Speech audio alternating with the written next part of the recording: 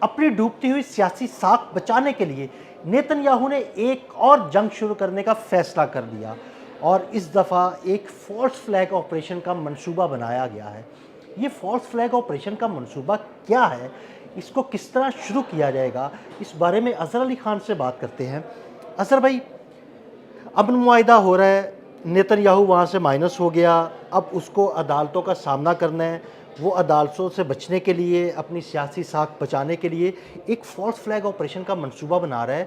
جو اسرائیل کے اندر ہی کیا جائے گا۔ یہ فالس فلیگ آپریشن کا منصوبہ کیا ہے، کب شروع کیا جائے گا، کیسے شروع کیا جائے گا اور اس کے مقاصد کیا ہیں؟ عدیل بھائی، ایک بہت بڑا اور بہت خوفناک ڈرامہ کرنے جا رہے ہیں فالس فلیگ آپریشن کے نام پہ۔ نیتن یاہو نے اس کو پلان کیا ہے اور نیتن یاہو نے کہا ہے کہ اب جنگ چھیڑنی ہے اور وہ جنگ اب اسرائیل کے اندر ہی چھیڑنی ہے۔ بہت بڑا دہشت گردی کا ایک منصوبہ ہے جو وہ بنا چکے ہیں اور اس کے لیے انہوں نے پورا ڈرامہ رچا ہے۔ سب سے پہلے انہوں نے ایک خط لکھوایا ہے شین بیت سے۔ شین بیت ان کی موساد کی طرح کی ایک ایجنسی ہے جو ان کے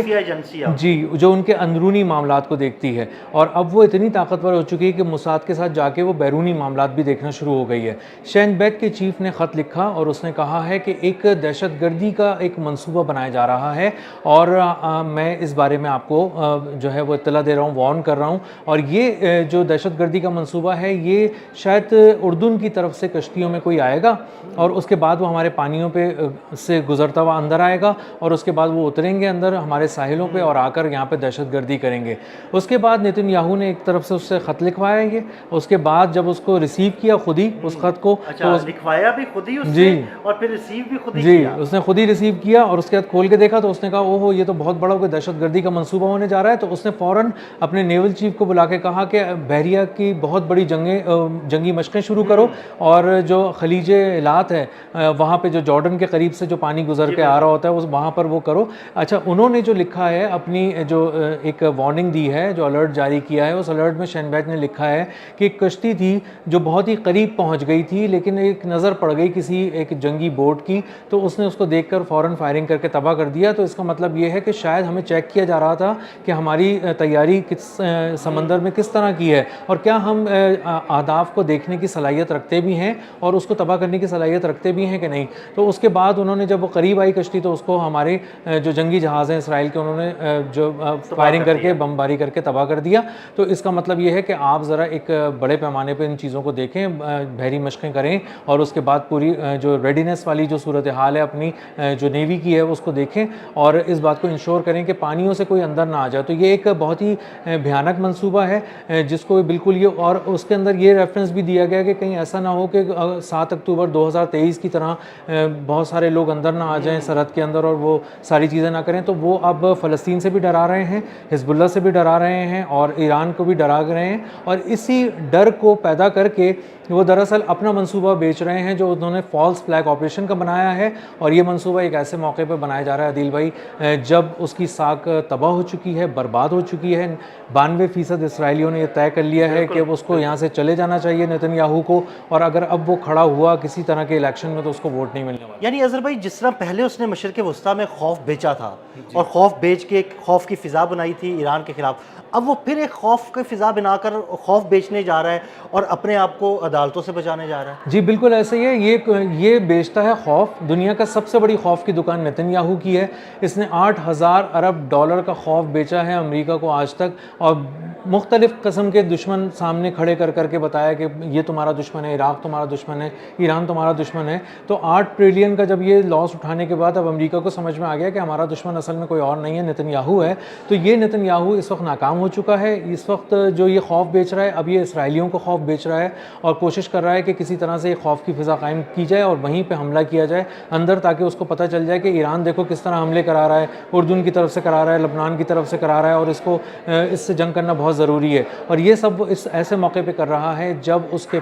سر پہ تلوار لٹک رہی ہے ایک ایسی سخت سزا کی جس کے بعد وہ اب ساری زندگی جیل میں رہے گا۔ سلاخوں کے پیچھے رہے گا اور اتنے اس نے کیپٹل قسم کی جو چیزیں کی ہوئی ہیں، پنشمنٹس اس کو ملنے والی ہیں، جس کے بعد اندازہ ہوتا ہے کہ وہ اب زندہ باہر نہیں آ سکے گا، اس کو پوری عمر جیل میں ہی رہنا پڑے گا۔ اچھا اظہر بھائی، یہ خوف کی فضا بنا کے، یہ فالس فلیگ آپریشن کا منصوبہ بنا کے دوبارہ پھر کیا ایران کو ہی ٹارگٹ کرنے کا منصوبہ ہے؟ اس کو جواز چاہیے عدیل بھائی، اس کو کسی طرح سے بھی جواز چاہیے، ایران کے حوالے سے اور لبنان کے حوالے سے، اور لبنان میں بھی اس کے قدم آگے بڑھ رہے تھے، وہ رک گئے ہیں کیونکہ ایران نے بھی اس کو لگام ڈال دی ہے اور ڈونلڈ ٹرمپ نے بھی لگام ڈال دی ہے، اور اب وہ اپنے فاصلے وائٹ ہاؤس سے، واشنگٹن سے بڑھا رہا ہے، اور وہ اسی لیے یہ سب چیزیں کر رہا ہے کیونکہ اس کو سمجھ میں آ گیا ہے کہ اس کو یہ محاذ گرم رکھنا تھا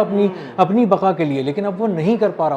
اس کے لیے بہت ضروری ہے کہ کوئی ملک آ کے کہہ دے کہ پلیز میرے پاس آ کے آگ لگا دو اپنے نام پہ، اور کسی طرح پتہ چل جائے۔ بالکل ایسا ہی ہے،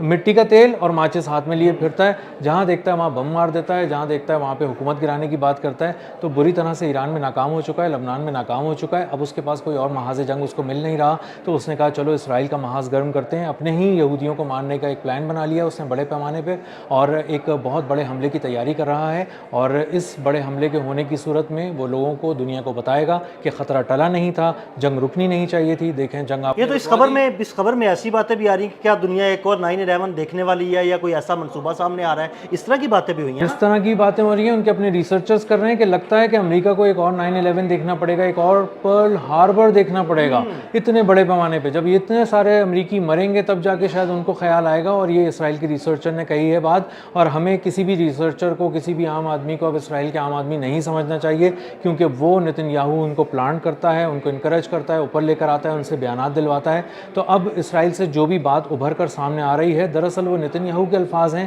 اسی کا بیانیہ ہے، اور اسی کی سازش اور اسی کا شیطانی منصوبہ۔ یعنی اس میں کچھ ایسا بھی ہو سکتا ہے کہ جو امریکن یہودی ہیں جو اس وقت اسرائیل میں آباد ہیں یا اسرائیل میں رہ رہے ہیں، کیا ان کو ہی نشانہ بنایا جائے، اور ان کو نشانہ بنانے کے بعد امریکہ کو بتایا جائے بھائی تمہارے شہری ہیں، تمہارے شہریوں کو مار دیا گیا؟ ایسا بالکل ہو سکتا ہے، یہ بالکل اس میں کوئی دو رائے نہیں ہے۔ امریکہ سے بہت زیادہ اختلافات بڑھ چکے ہیں نتن یاہو کے، وہ کسی فالس فلیگ آپریشن میں کسی خاص قسم کے مذہب کو بھی نشانہ بنا سکتا ہے اپنے اندر، کیونکہ وہاں پہ کرسچینٹی کافی ہے، کافی کرسچنز ہیں وہاں پر، اسی طرح امریکنز بہت سارے ہیں اور دیگر قومیتوں کے بھی لوگ ہیں۔ تو اگر آپ کسی پہ وار کرتے ہیں تو یہ پورا ایک عالمی پیغام جاتا ہے، بہت ہی شدید قسم کی شاک ویوز جاتی ہیں پوری دنیا کے اندر، اور بتانے کا مقصد یہ کہ کسی بھی طرح آپ پکڑ کر گھسیٹ کر ایران کو جنگ میں دوبارہ لے آئیں، امریکہ کو دوبارہ جنگ میں لے آئیں، لبنان کے محاذ کو گرم کر دیں، تو اس کو اندازہ ہوتا ہے کہ میں پھر 6-8 مہینے اور نکال جاؤں گا۔ ورنہ اگر جس طرح سے یہ چیزیں امن معاہدے ہو رہے ہیں اور جس تیزی سے یہ لوگ آگے بڑھ رہے ہیں، اس کا تو مطلب ہے کہ جنگ ختم ہونے والی ہے، بالکل ختم ہو چکی ہے، اور اس کا دوبارہ بھڑکنے کا کوئی امکان بھی نہیں ہے ان شعلوں کے۔ تو اس کا مطلب یہ ہے کہ نتن یاہو مائنس ہو چکا ہے، اس کے برے دن آ چکے ہیں، اور اس کو اب اپنے ہی لوگوں کو مارنا پڑے گا تاکہ پتہ چل سکے دنیا کو کہ یہ کوئی بہت بڑا خطرہ تھا جس کی طرف یہ نشاندہی کر رہا تھا۔ اچھا، جس طرح اسرائیل کے اور امریکہ کے درمیان فاصلے بڑھ گئے ہیں، اگر ان فاصلوں کے درمیان اسرائیل کوئی ایسی حرکت کرتا ہے، کوئی فالس فلیگ آپریشن کرتا ہے، اور بعد میں یہ باتیں کھل جاتی ہے کہ اسرائیل نے خود کیا، تو کیا امریکہ اس پر کوئی کسی قسم کا حملہ بھی کر سکتا ہے، یا اس کو لگام ڈال سکتا ہے، یا نیتن یاہو کے خلاف کسی قسم کی کوئی کارروائی بھی ہو سکتی ہے؟ مجھے تو لگتا ہے عدیل بھائی کہ اس نے یہ جو پلاننگ کی ہے نا، انٹیلیجنس ایجنسیز کو بھی ابھی ان چیزوں کا پتہ چل گیا ہے، اور اس کے بعد اس کو بہت ہی کوئی شٹ اپ کال کسی طرح کی آئے گی، اور اس کو محدود کیا جائے گا، اور اس کو بتایا جائے گا کہ تم جو کچھ بھی کر رہے ہو اپنے یہودیوں کے ساتھ کرنا، ہمارے لوگوں کے ساتھ نہیں کرنا، اور کوئی ایسا پیغام نہیں دینا جس کے نتیجے میں تم ہماری گردن کو پھنسا کر امریکہ ایران کی طرف لے کر جاؤ یا لبنان کے محاذ کی طرف لے کر جاؤ، تو ہم اب تمہارے کسی فعل کے ذمہ دار نہیں ہیں۔ تمہیں جو کرنا ہے اپنے لوگوں کے ساتھ کرو، انہی کو مارو، انہی پہ حکمرانی کرو، انہی کو پیسو، لیکن ہمارے اگر ایک شہری کو بھی معمولی سی خراش آئی تو تمہیں چھوڑیں گے نہیں۔ بہت شکریہ اظہر بھائی نے اس سارے منصوبے کا کچا شٹا کھول کے رکھ دیا۔ مزید اپڈیٹس کے لیے میں فالو کرتے رہے ہیں عدیل احمد اور اظہر علی خان کو اجازت دیجیے گا۔ اللہ حافظ۔